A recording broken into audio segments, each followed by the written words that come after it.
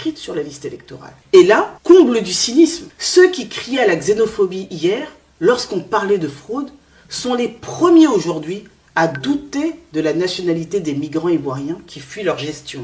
Aujourd'hui, ce que nous avons découvert est quand même gravissime. Il y a un réseau à falsifier des décrets de naturalisation. Un réseau prend des décrets publiés au journal officiel qu'il falsifie pour y intégrer des personnes qui n'étaient pas concernées par ce décret. Vous avez par exemple le décret du 26 septembre 1995 qui concernait certains Burkinabés naturalisés ivoiriens et qui a été modifié pour y rajouter frauduleusement des noms. C'est ainsi qu'on retrouve Kouraogo Abdulrahman, non concerné par le décret d'origine, mais inscrit comme ivoirien sur la liste électorale. Cette personne étant en réalité un ressortissant burkinabé, comme l'atteste sa demande de carte consulaire.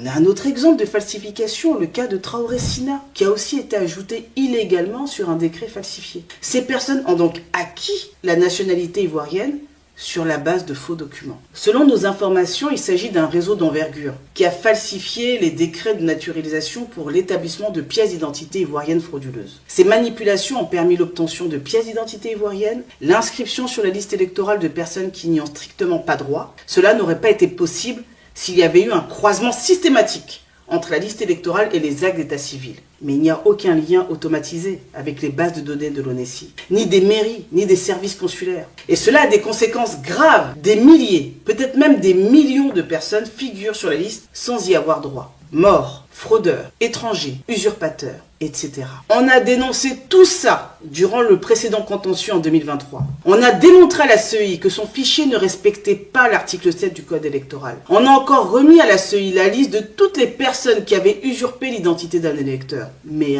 rien. Elle